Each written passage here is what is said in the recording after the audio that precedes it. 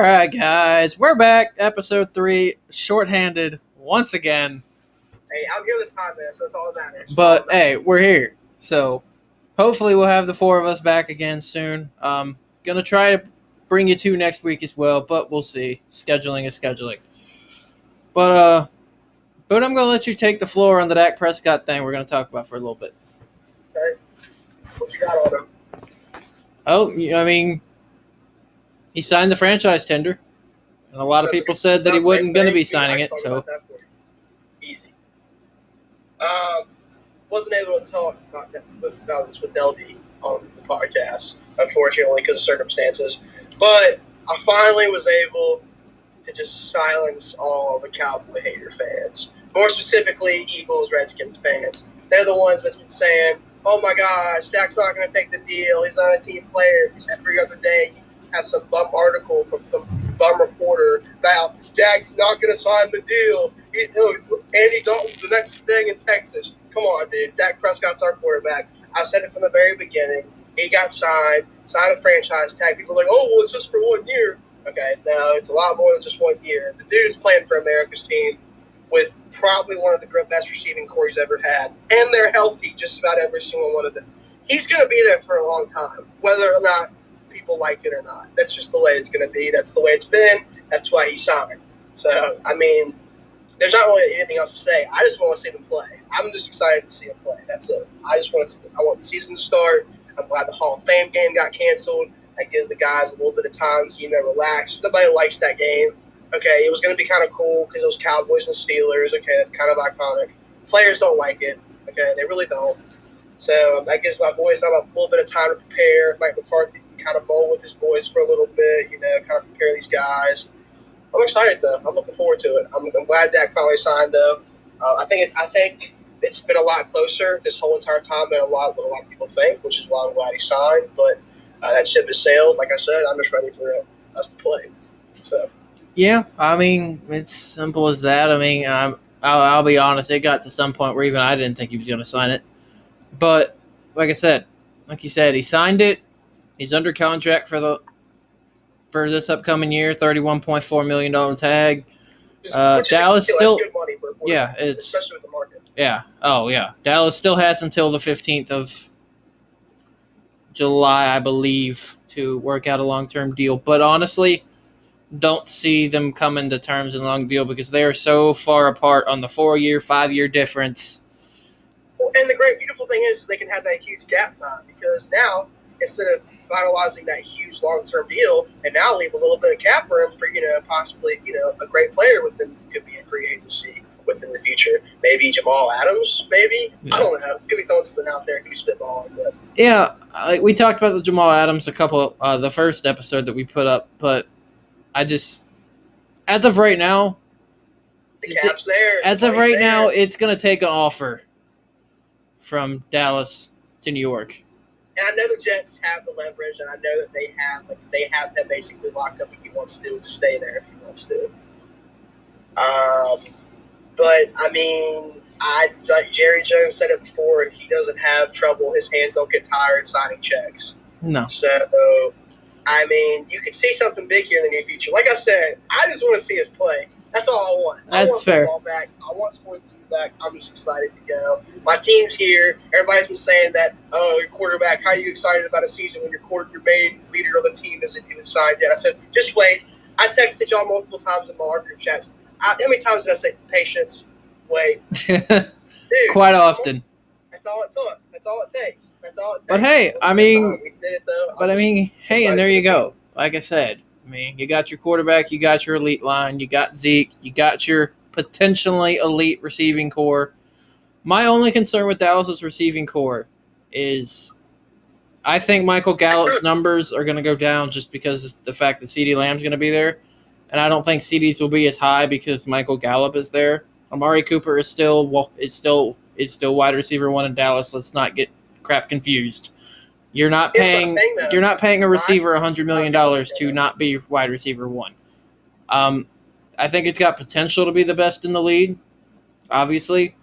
But me with CeeDee Lamb, I think CD might have a better year than Michael Gallup just because of the amount of pressure that is going to be on him wearing that number 88. It's going to hover over him, which, I mean, I don't think he's going to act like it is because, I mean, he's just a player. He's just a dog. So, yeah. But I think it's kind of a little bit switched, though. I think now that we have all of these, I obviously wouldn't call CD Lamb elite yet in the NFL because he hasn't played in the NFL. No, but with Gallup and Cooper, that veteran experience, Cooper's no longer going to get the double teams he saw 95% of the games he played in typically.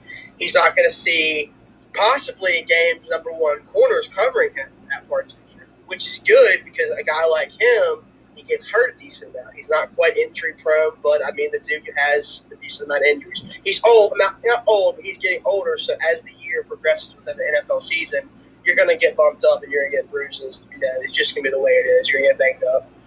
But I mean, I think people are going to have to just watch this receiving core work, bro. If they can if they can mold and connect with each other, and if Dak can, get a good relationship with everybody. I mean, he already has a good relationship with Cooper. Gallup, I mean, last year was a big proof as Gallup, he's the next guy coming up. I mean, most of Dak Prescott's yards he threw in that historic season he had, a lot of the yards came from Gallup if you look at the stats. But I'm just excited. I'm excited for the team, dude. But dude, I don't know. I'm excited to play the Eagles too, bro. Like the Eagles are gonna be a good team this year too. So they will be. I'm excited for them. I'll tell Delby that all day long. And with Philly, here's the thing with the Eagles. If they can stay semi-healthy, they're going to be in the playoffs. Hell, they were in the playoffs last year and had practice squad guys playing at key positions. They've proven that they've done what they can do. So, I mean, yes, the team is different now, but I mean, it when it comes to football, it's not fully luck when you win a Super Bowl. I mean, bro, but for me, this is the first year in a while where I'm excited to watch just about every single NFC East game like Dallas has this year. Yeah. Because, within the past 3 years, the only thing I'm really able to look forward to was the Eagles game. Redskins and, Giants, and Saquon kind of gives them a little bit of spark. When they signed Danny Dimes, gave him a little bit of spark. Chase Young, dude, for the Redskins. I'm telling you, man. It's a good thing Dallas has an elite offensive line because that Redskins front four has the potential to be absolutely elite. And they're gritty, dude. The offense might not be as strong, and I like Dwayne Haskins. I'm not a Redskins fan. Obviously, I really can't be. I've always been a Haskins fan, though. I think he's a dog. I don't know if you see that video of him literally begging his offensive line. He's like, "What can I do to make this better?" They're getting stomped. You don't see that very often in quarterback. All right, guys, we're back. There may be a little discrepancy in the audio, but that's just because we had some little technical difficulties. But, hey, everybody has it. But I was mentioning the Redskins do have Terry McLaurin, who had a really good year last year. I just personally think Washington doesn't have enough on offense to compete with Dallas or Philadelphia. But they do have the potential for a really good defense, especially with Ron Rivera coming in. But I think Dallas wins the division. Sorry, Delby. I think Dallas wins the division. I think Philly does make the playoffs as well. The Redskins finish in third, and the Giants are dead last again because, let's be real, I like Daniel Jones, but the only thing the Giants really have going for him is Saquon Barkley. So let's get back to a topic. The Tennessee Titans and Ryan Tannehill. With Tannehill, I just don't. I think he's a good system quarterback, if I'm going to be honest. I think he's a good quarterback to put in to win games. But he showed at least I think he's going to show this year that he's reliant on some type of weapon, whether it's a weapon like Derrick Henry, which I like Derrick Henry. He's probably one of my favorite backs in the league. With his running style, I like the way it is, just nitty-gritty. It's old school to me. I think that. But I think Henry kind of carried him and made him look a lot better than what he was. I think he's a good quarterback that can help you get wins if need be. If you have a pretty good amount of weapons on the team, I don't think he's quite elite, and I think last year is probably the farthest they'll go. this upcoming year, if that. I just don't think Ryan Tannehill is going to be that quarterback that's going to get them a Super Bowl. That's just my opinion. Do you know how much they gave him in the contract they signed? They gave him a 4-year, $162 million contract with $62 million in fully guaranteed. That's what I thought. I just wanted to make sure I had the right numbers. To me, he's a market quarterback in that sense. Kind of like how Kirk Cousins received that ginormous contract. He just so happened to get a contract at the right time when the market was high. Good for him. Got that money. Good for you, Ryan Tannehill. You got some pretty good weapons there in Tennessee. I think you're going to do well. Don't think you're going to be a Super Bowl caliber team. I don't think, unless he shows me more promise and a lot more, like, not swagger, more like charisma. I guess more charisma is what I need to see in him. So, yeah, mediocre to good at best. Yeah, when it comes to Tannehill, I mean, he was drafted 8th overall by the Miami Dolphins in 2012. He did spend 7 years there, but he only played 6. Threw for over 20,000 yards, 123 touchdowns, and 75 interceptions. But he only had one winning season in Miami, which was in 2016. He was 8-5 as a starter. He, again, didn't even play the full year because he always had injury issues in Miami. But that's not always his fault. The Dolphins aren't known for surrounding talent-wise down there in Florida. After the 2018 season, he was traded to the Titans, where he was expected to back up former Oregon quarterback Marcus Mariota. Well, what did Mariota do? Struggled again because the Titans are incompetent and didn't put anything around Mariota. Talent-wise system. So in comes Tannehill, has a career year. He throws for over 2,700 yards and 22 touchdowns. He only threw 6 interceptions, the lowest amount in his career. Promising. And they got into the playoffs, obviously on the back of running back Derrick Henry, and I'll talk about him too. They got into the playoffs and then shocked the professional football world when they upset Brady in New England, let alone Brady's last game as a Patriot. Hey, King Henry did it, bro. And then they go into Baltimore. Their defense makes Lamar Jackson look like trash, and Derrick Henry once again carries them to a win over Baltimore. And then they played well against the Chiefs, but it caught up to them that they couldn't do anything outside of Derrick Henry. Chiefs are just one of those teams that they will just pick you apart, especially after the second half. And I mentioned Tennessee gave him 4 years, $162 million, with $62 million in guaranteed money after one good season. It's insane, dude. That's insane. I have been saying this for months. I think the Colts run away with the AFC South. I think the Titans are going to have a massive drop-off. I don't even think they make the playoffs. And as far as the Texans are concerned, you can't tell me that after giving away your best player for free, basically, that you're going to be the same team. Like, Brandon Cooks can't stay healthy. Will Fuller can't stay healthy. Kenny Stills can't stay healthy. Like, and they're coached and organized by Bill O'Brien, who's one of the biggest morons in professional sports. So, and then we don't really have to talk about Jacksonville because they're going to be super bad. So what you're telling me is that your boy Phillip Rivers is just going to tear it apart. I'm not saying that. I think he's going to struggle too, but I think the Colts have more talent than anybody in that division. I don't know. I like Phillip Rivers a lot too, man.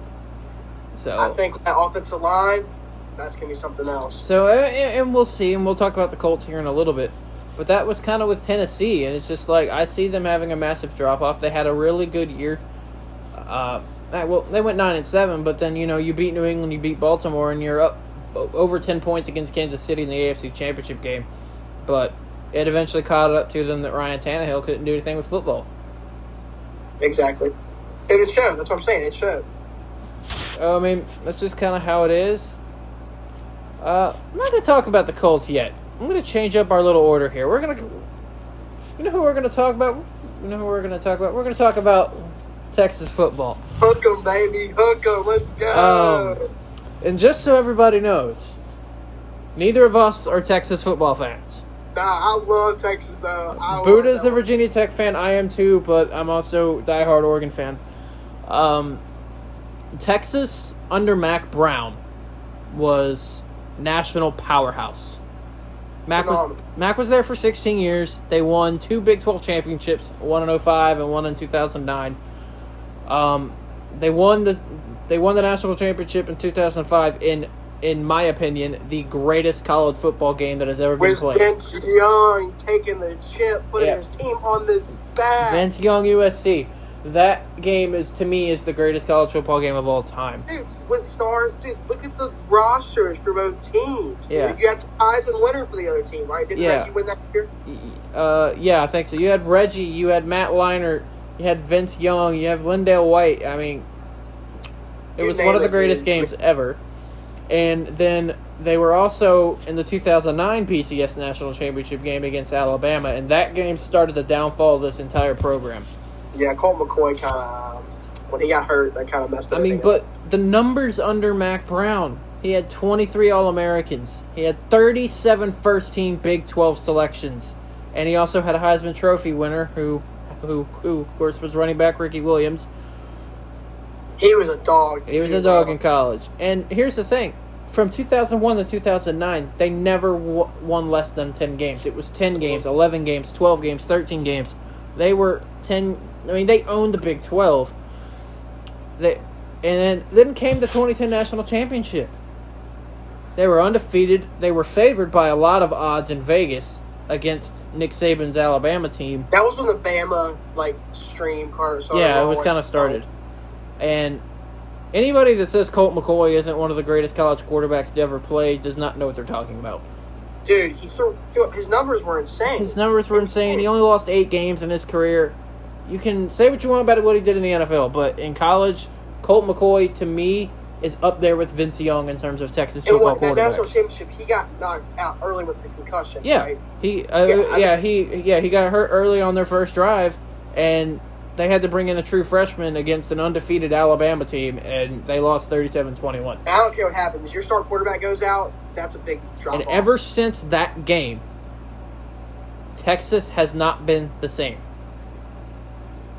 Now, they were undefeated the following year, and they faced Texas Tech in that 1-4 big game, which they lost because their starting All-American safety dropped an interception right in his hands, and Michael Crabtree scored the game winner the next play. After that loss, they finished that year 5-7, by the way. They've only had one 10-win season since 2010, and that was a couple years ago when they beat the University of Georgia in the Sugar Bowl. And everybody was like, Texas is back, and then this year they only won 8 games. Yeah, which... I hate the phrase. This year. I hate the phrase "Texas is back" because it's the same. It annoys me. I despise that. Hey, Matthew McConaughey will tell you, bro. Hook 'em, baby. They're going to the Natty. We're not going that far. I don't know. College football is gonna be crazy this year if they haven't. And then, so Mac Brown leaves in 2013. He retires. I mean, he semi-retired because he's coaching at North Carolina now. Yeah. They hired Charlie Strong. Boy, was this a bad move. It was a disaster. I think within his first 6 months, they kicked 8 players off the team. Charlie Strong went 16-21 with 1 bowl appearance in his 3 seasons in Austin. He got fired at the end of the 2016 season. Then they brought in Tom Herman from Houston. Tom Herman was the football coach recruit that year, and Texas got him. And they've seen more success under him since Mac Brown retired. They've made a bowl game every year. They went 7-6 in his first year. They had a 10-win season in his second year, which included that victory over Georgia in the Sugar Bowl, where Sam Ehlinger proudly decided to exclaim, "Texas is back, baby!" and then proceeds to only win 8 games the following year. Hey, hook 'em, baby. Hook 'em. But I will say, the last 2 years, they've been ranked consecutively in the AP postseason rankings. The first time they've been ranked consecutive after the season in 2 short years since 2008 and 2009. As far as this year goes, and I've talked about it with you before, it is one simple fact. Until proven otherwise, the Oklahoma Sooners own the Big 12, and they have. It's over with. Not They've this won year, it but 5 years in a row. they don't have their Heisman quarterbacks anymore. Who's quarterback? Rattler? Yeah, Nah, Spencer Rattler. come on, dude. Here's my thing. He's another Texas size has Russell potential, Wilson. but their schedule isn't the easiest. I don't know, man. I think Texas has the potential to be in the Big 12 championship. They have potential to be in the college football playoff. I just don't see it. I probably don't see them winning the Natty this year, but I think they could get into the college football playoffs. I think they could. All right, man. You can take the floor on this. With Texas? You know how I feel about Ellinger. Yeah, don't get me wrong. Sam Ehlinger is a fantastic quarterback. And the dynasty, if we're talking about the dynasty, it speaks for itself. You watch any big-time game that Texas has played in, most of the time, they're usually coming out on top. And it's an incredible piece of football that you watch. Minus how Texas was back in the old days, back when things were kind of iffy, when Texas probably wasn't a very respected ball club. But ever since Vince Young came into the picture, and like you said, a few of their head coaches that are probably Hall of Famers, I'm excited with them though. I'm excited with them this year. I feel like Texas is always one of those teams that you can always kind of got to look at every single year, because I feel like they're a team that, their background. When people see that Longhorn logo, they know it's a big time football program. They still get their recruits. I feel like they might not have one of the best recruiting classes every year consistently, but kids are still going to go to Texas because they know what Texas is about, and know that Texas is, at the end of the day, like I said, Texas is a team that's going to be looked at every single year just because of its dynasty. It's like with the Alabamas, the Ohio States, those kind of teams. The Oklahomas now, Clemson. Yeah, I've said it before. I've said it before. If we have a college football season, the 3 spots of the 4 are already taken. The winner of the SEC, Clemson, and Ohio State. There's going to be a lot of teams fighting for that 4th spot. The winner of the Big 12. That would be the winner of the Big 12. These boys right here. Which, considering we're not doing video, that would be the University of Oregon. I think it's more open, the Big 12 is, in recent years, because you also have Iowa State with Brock Purdy. Iowa State's another team that is a team to watch for in the Big 12. And then you have Baylor, but I don't think Baylor's going to do a lot, especially since Matt Rule. You know what I mean? Especially since Matt Rule. But I will say one thing about Texas. They always play, at least in the past several years, the Red River rivalry game in Dallas. That's always a must-watch, because no matter how bad Texas is or how good Oklahoma is, dude, it's going to be a dogfight. It's always a dogfight, and it's competitive. A dogfight. So, Texas has definitely had a downfall, but I don't feel like it's as big as USC's, just because they didn't get hit with all the accusations and all the NCAA penalties. Texas just, since Colt McCoy, they really haven't been the same. That's just kind of how I feel about Texas. Back to the NFL side, we mentioned about Bill O'Brien earlier for Houston. I don't care how good your head coach is, how good your players are. If you don't have a GM who knows how to successfully build a NFL franchise, you are not doing anything. Mm-hmm. Case in point, former Indianapolis Colts general manager Ryan Grigson. The case can be made he's one of the worst front office management in NFL history. Because you want to know who's to blame for Andrew Luck's retirement after only being in the league for 7 seasons? Ryan Grigson.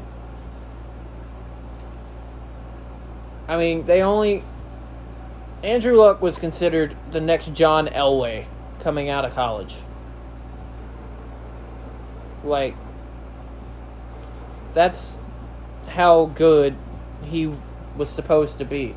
Especially after he beat Virginia Tech. Yeah, Colts had the easiest option on the board, taking Andrew Luck at 1 overall. They added Kobe Fleener, they added Dwayne Allen, and they add T.Y. Hilton in this 2012 draft. It was a home run. The era after Peyton Manning seemed promising. And then came the 2013 NFL draft class. I'm not even going to mention any players the Colts drafted because none of them are even in the league anymore. I mean, and you look at Luck, his first 3 years, they were all 11-5, with an AFC Championship game appearance in 2014, which they got smacked by New England. But, in this rate, who didn't get smacked by New England? But the 2013 draft class was historically bad. 2014 through 2016 weren't much better. And he was fired after the end of the 2016 season, and then Ballard came on. Whoa. Let's not talk about the 2016 draft now. Whoa, now. I'm just saying, his draft classes weren't very good. And it comes down to two faults: his team management and his lack of getting Andrew Luck offensive line help. And you mentioned it earlier. The Colts have the best offensive line, arguably the best line in the league now. It was too late. The Quentin Nelsons and the Costanzo, they waited too long. Yeah. Because this is just, Andrew Luck was pressured when Grigson was the general manager 16 times a game. I don't care what your name is, Cam Newton, Mahomes, Lamar. You get pressured 16 times a game, you're going to get sacked a lot. And here's the thing. Grigson only drafted 3 offensive linemen in his tenure before the 7th round. All 3 of those are out of the league now, by the way. Or most of them. And all were just below average to bad, and then he just thought, don't spend money on an offensive line and your star quarterback's not going to die. In 2016, Luck was sacked 41 times and was hit 128. That's insane. From 2012 to 2016 in Ryan Grigson's tenure in Indianapolis, Luck was hit 118 times at minimum every season. That's back when there wasn't as many rules as there is now. So, yeah. He's getting hit hard. You go to 2014, 2015, the Colts' offense was bottom 4th in the league in spending. Means they did not spend a lot of money on the offense. It showed. The cheapest being the offensive line. Why would you want to protect your franchise quarterback? Can you imagine if the Cowboys... They had to spend all their money on Pat McAfee, dude, the greatest player of all time. Can you imagine if the Cowboys did that to Dak? Dak would be out of the league right now. It's like with Romo. That's why everyone always used to hate Romo, because he would get sacked a lot, and people keep the interceptions. It's because he'd be getting hit, because he got pressured just about as many times as what Luck did. Yeah. And the season that he played and got brothers, the ribs broken, collarbone, all that stuff. Yeah. And then I know Mike, my cousin and best friend, who's a Colts fan, and Carl can agree with me on this too, with the whole Andrew Luck thing. The Colts hid that injury in 2018 where he was out the entire year. They never told the truth on it. They said he was going to be back for the regular season. Never happened. Of course, dude. In 2017, excuse me. In 2018, Luck came in and they were in the playoffs. And then, the retirement that shocked the world last year. But what I want to talk about with Ryan Grigson is simply one of the most egregious trades in NFL history. The Trent Richardson move. The Colts in 2013 acquired the 3rd overall pick in the 2012 draft for a first-round pick. That first-round pick the Browns used on Texas A&M quarterback Johnny Manziel. Money Manziel. So they didn't lose too much. But he barely played 2 seasons in Indianapolis. And he didn't even average 3 yards a carry as a NFL professional running back. That's awful. He only averaged 33 yards a game. That's awful. The Browns, to me, still won the trade, even though you had Manziel didn't live up to their expectations. Because Trent Richardson, and then it was awful. It was just simply awful. Ryan Grigson is one of the worst general managers in league history. The fact that he lasted as long as he did in Indianapolis with all the egregious decisions and trades and his lack of doing anything for his franchise quarterback is astonishing to me. Yeah. I mean, because Luck's one of those quarterbacks where, like, he's like the Brady's. Like, he's really, really good at dissecting defenses and, like, knowing what to do with it. I mean, he's a Stanford guy. I mean, he completely torched Tech when he played us. Like, he made us look silly. We do not talk about the we don't talk about the forbidden pass that is the Stanford Tech Orange Bowl. Gosh, dude. But hey, Tyrod still had a pretty nice throw. He did right before he went out of bounds. But yeah, with Colts, dude, I always felt bad for Luck because he was one of those guys where, like, he was always well respected and probably, like, one of the nicest guys you'll ever meet in the NFL. Just from seeing interviews and just how the way he acts around other players. Like, when the dude gets hit, like, I don't know if you've seen, like, the videos of, like, him getting hit, and he's like, oh, he is thanking the person as he, like, gets up. He's like, oh, good, nice hit, dude, nice hit. Like, come on. Like, he's just a stand-up guy, and management did nothing to give him weapons. I mean, they had T.Y. Hilton. He was a stud. I will admit. I mean, he's one excellent. They had T.Y. They had Dante Moncrief. But it's not like it was an incredibly, like, star-studded team that, was able to protect Luck. Luck didn't have that offensive line necessarily. Like, no. The only year he had it was in 2018 in his last full season when they drafted Nelson out of Notre Dame. And that was when they were looking really, really good. Yeah, too. And they ended up getting to the divisional round against Kansas City, but they didn't really stand a chance against the MVP of that year. Yeah, exactly. But I mean, with the Colts, I mean, if Andrew Luck would have had the line that he had in 2018 the entire year, the Colts would have at least won Super Bowl. I think their offense was good enough to get there. They just didn't have. I mean, I don't care what your name is. If you drop back 1, 2, 3 drops and somebody's already in your face, I mean, what the hell do you expect him to do, right? Exactly. You can't do anything. That's why you turn the ball over a lot, too. You know, since you're wearing a Yankees jersey, let's talk about MLB for a second. Oh, no way. We're doing it. I know this is kind of going off topic, but, with the MLB coming back and the NBA and the NHL, I mean, obviously, with everything going on right now, I still think there is some doubt over all of the professional sports leagues. But they all have plans. Hey, no, the MLB is back. They've announced it. They said it. MLB is back. Oh, I know. And, I know me and you are both going to get massive amounts of hate because of the fact that we're Yankees fans. But I don't give a flying crap, dude. I've been a Yankees fan for years, back in the Hideki Matsui days, the ride or dies. Hey, I don't care what anybody says. Mariano Rivera is the best closing pitcher of all time. Roll Yanks. That's all I got to say. But yeah, I mean, you look at it at 60 games, and then God knows what happens in the playoffs. I think this is going to benefit a lot of smaller teams, like the Angels, the teams that you wouldn't think would be making the playoffs, but they're going to now because it's a way, way, way shortened season.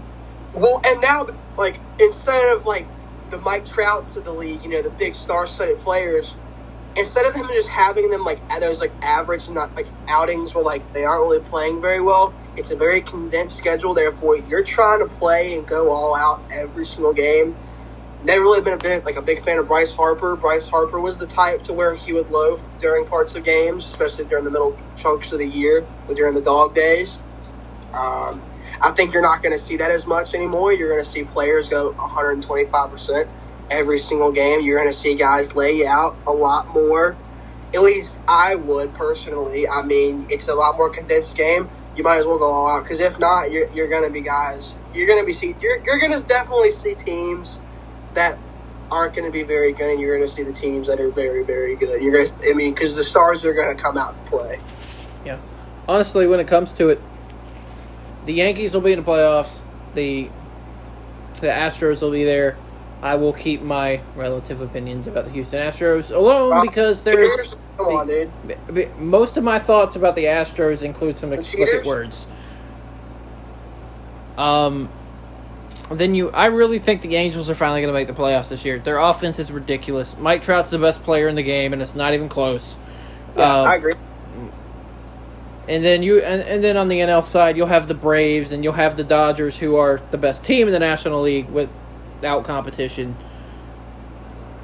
I think the Nationals take a step back because they lost so much, and yes, they did keep Strasburg, but they did lose Anthony Rendon and a couple others. Yeah, I don't think they're going to be relevant. I honestly, again, yes, the Nationals won last year, but unless the Dodgers get to the World Series, anybody that comes out of the American League is going to beat them. I mean, if Kershaw plays the way he does, he'll be lights out during the regular season, make the playoffs, and he'll choke it up like he always does. Exactly, like they always do.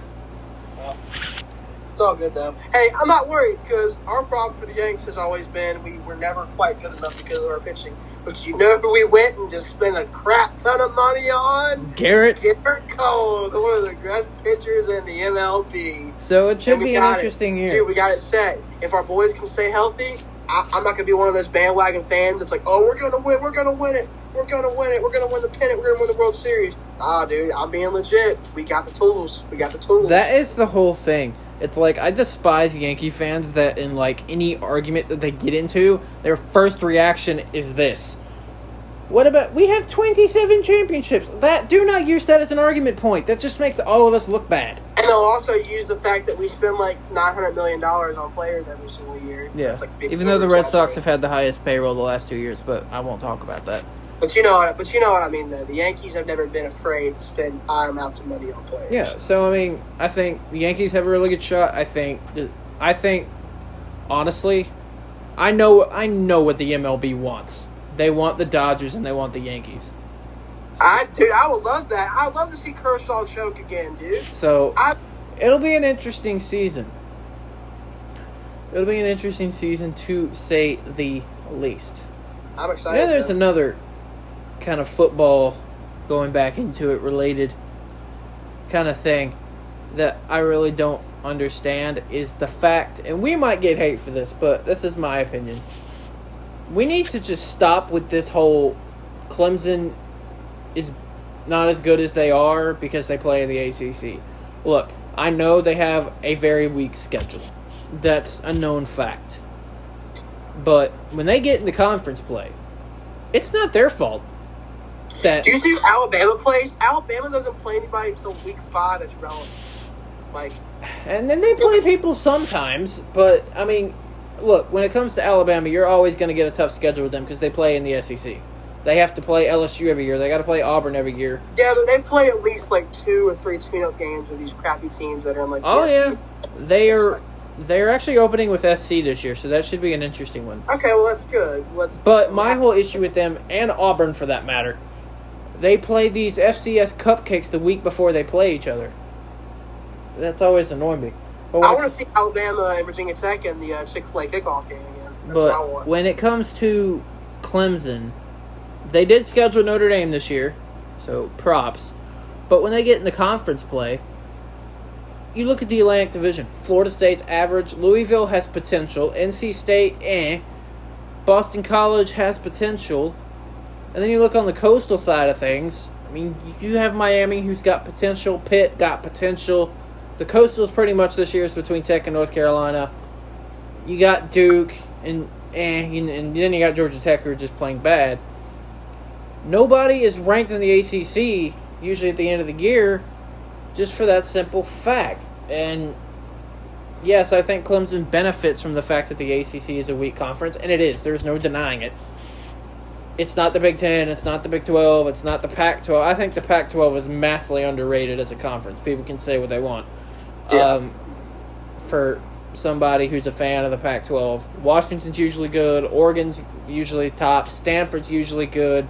Washington State's been on the rise. So, you got Arizona State this year. You got SC, obviously. But I think the ACC is the weakest Power 5 conference. I don't think there's any debating that. But I just think that's how it's going to work. With Clemson, I just get sick and tired of hearing the fact that, their schedule is weak. They don't play anybody. They scheduled Notre Dame this year. And it's not their fault. Everybody in their conference sucks compared to them. That's true. I mean, with Clemson, I've always been a pretty big fan of Clemson just because they were the team that kind of dethroned Bama in a way. And they haven't, like you said, they haven't really gotten that recognition, and people say, the conference is weak, which, I mean, like you said, you can't help that whatsoever. You can't help the fact that you're in a weak conference. You know what I mean? Like, you have to just, like, battle through that. I mean, if anything, you have these teams that are like Alabama. You have the fans that say that. Like, if your team are playing these solid SEC teams 5 times out of the year and you end up winning the whole thing, you should be proud of that. Like, I mean, I'd be incredibly proud of that. But, I mean, you can't deny the fact that Clemson isn't just as good as those teams that does the same exact things just because they just so happen to have to play, the Georgia Techs, the Pitts. Like, I mean, what do you expect them to do? It's a conference play. That's how these schools make money. They have to do this. Like, I mean, I guess until another ACC team becomes relevant again, I mean, maybe hopefully it's Tech within the next few years. Being a Tech fan, that'd be awesome. Maybe Tech can be relevant again, and so these rumors can stop, and these people can just shut their mouth. That's kind of harsh, but be a little bit more quiet and have a little bit more respect for Clemson and Dabo. I think Dabo is personally the best coach in the NCAA right now. That's just my opinion. 100% agreed. I think he's at the point now. It's kind of like with Bud Foster and Beamer. When Beamer and Bud Foster were in their prime of coaching, and they had these star-studded teams, and we were getting a ton of recruits from our state, which one they can take a bit of notes from because we never get guys from our state. That's the same that goes for the Clemson teams. Dabo does an excellent job of recruiting, and he basically made that Clemson team, like, I don't know if you've seen, like, the facilities before. I mean, the facilities they're obviously a Division I facility. And when Dabo came and started coaching and started winning those games, like, he changed that whole entire environment, like, in Clemson. He made them, like, a spot on that, like, the road. Like, if you saw Clemson, like, that's what you want. You want to go to Clemson. Like, you want to play. You want to be like Trevor Lawrence. You know what I mean? If you're a young stud kid in high school nowadays in 2020, or at least for me personally, if I was a big 5-star recruit, I probably would go to Clemson because, you're going to get all the great things that come with being a college football player and more. And like you said, you got to play it to your advantage. The ACC is still kind of crap. So if I'm a recruit, I'm a player, I want to go to a team that I could possibly, already get a few film in, a few plays in, which most Division I players that come into the NCAA don't necessarily get a lot of times. You have these high-star recruits that turn out to be not as good or just don't quite reach their potential. They won't reach it because they go to teams like Alabama, where they are, in fact, playing these tougher teams throughout the season, so they're not really seeing any time, unless you're like the Trevor Lawrences. But, I don't know. I'll always have respect for Clemson. I think they're always a star-studded team. And besides the fact that they always have really, really good players, I like the way they play the game. I think they have a pro-style system in a way. And I think they're going to be a tough team to beat within the next 5 years. So... Yeah, I don't think their dynasty ends anytime soon. Even when Trevor Lawrence leaves, they brought in a 5-star recruit this past year at quarterback who's the best in the country. So, yeah, I agree. I think Dabo is far and above the best coach in the country. I think still it's 1-2 him and Nick Saban. But it'll be interesting to see where Clemson goes if we have a season. I just think that they're the national championship favorite to me. They got Trevor Lawrence. They got Travis Etienne. Yes, they don't have Justin Ross, but they have so much young talent waiting in the wings. So many. That their recruiting class is bar none, per usual.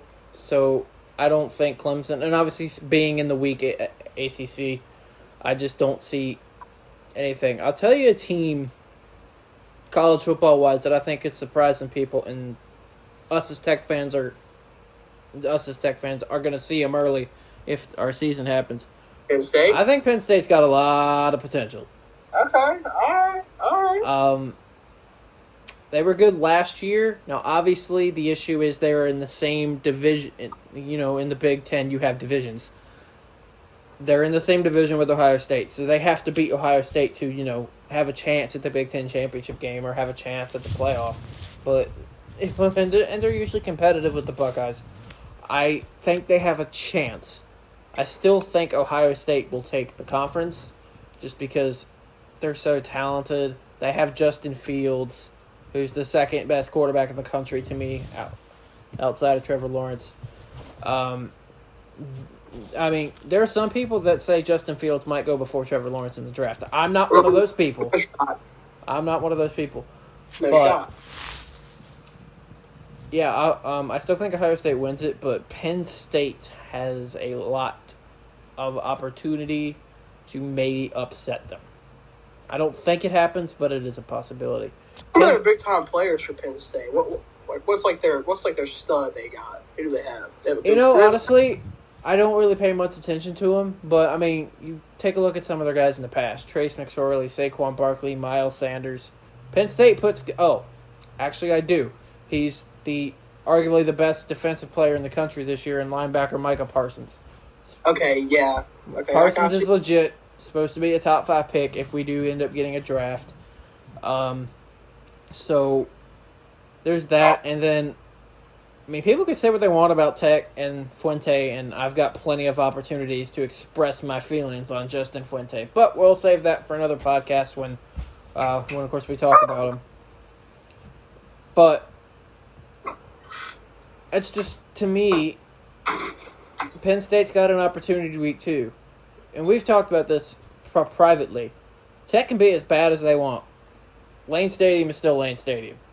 Exactly. Now, if there are no fans, if we end up playing games and there are no fans like I predict, that might be a whole different game. Penn State kills them. Personally. But we'll get to that. I think Penn State has a lot of opportunities. We could be on. So you can talk about one of our favorite Penn State players that we played against in the state championship our senior year. He's I think starting linebacker for Penn State, I believe. Interesting. Brandon Smith, I believe, is his name. We'll have to. That's honestly something we can talk about the next time. He was a stud. But yeah, I mean, there's always that surprise college football team. I mean, let's be real. Did anybody expect LSU to run off 15 and win the national championship at the start of last year? I mean, Joe Burrow did. He told everybody. Well, yeah, but there's a difference between telling somebody that you're going to run the table and have the greatest college football season ever, and then actually doing it. He caught his shot. That's the best shot caller of all time. Screw Babe Ruth, bro. He's out of the question now. Joe Burrow, bro. Go Tigers. Joe Burrow. I knew you were going to say that. Oh, man. And honestly, with college, I mean, like I said, you have that 1, 2, and 3 locked up, the winner of the SEC. And I said last podcast, I think Florida has a very, very good opportunity to win the SEC this year. I have a friend who's an SEC, who's a Florida Gator fan. What's up, Austin? So I think Florida has a really good opportunity. I don't think LSU is going to be as good because they lost so much. Is Tebow going to reclass and play for Florida? Is that what you're saying? No, man. They've got real good talent. Kyle Trask is a really good quarterback. That's true. True. I think Florida's got potential. The only Florida thing has to deal with Georgia, and you got Georgia. They brought in JT Daniels from USC. They brought in Jamie Newman from Wake Forest. Emmitt Smith's son committed to Florida, didn't he? I believe so, yes. Yeah, he's a stud too. So, I think it's Florida and Georgia, but I think Florida has a better shot because we've been through Georgia before. They don't know how to win big games. You beat Oklahoma in the playoff, but then you lost to a true freshman quarterback and Tua Tagovailoa in the national championship game. So, as far as the other half of the SEC, let's be real, it's Auburn, it's Bama. Hey, War Eagle. It's War Eagle. I have a friend who's an Auburn fan, so War Eagle. I've always been not a fan of Auburn. I've always liked watching Auburn play. I think they're always a team to watch out for. I dislike them for obvious Oregon reasons. But you like Cam. What you mean? I did not like Cam in college, actually. Oh my, because he was good? No, it had nothing to do with that. It had nothing to do with that. Didn't he beat your team in the national championship? Yes. Oh, yeah, that's what it was. And no, that and the BS play of Michael Dyer, who was 100% down, but we won't go into that.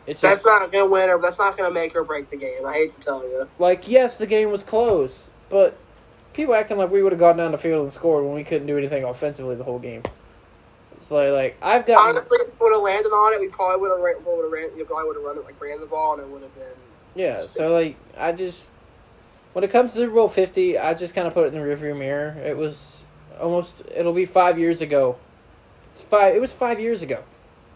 Almost 5 years. So I don't really dwell on it that much, but as I said, the offensive line inconsistencies and issues in Carolina have been real ever since Cam was drafted. There's a reason why Jake Delhomme got killed every game, why Matt Moore got killed every game, why Jimmy Clausen was as bad as he was, why Cam got killed every game, and why he has so many injury issues now, and why he still continues to sit on the sidelines while all these other players around him get signed that are like, are you kidding me? But yeah, I mean, here's the thing. If you don't have a good offense and defensive line in the NFL, I don't care what you have. You're not doing anything. You got to be good in the trenches. Which Carolina last year, they were terrible offensively, offensive line-wise, and their defensive line was one of the worst in the history of the league.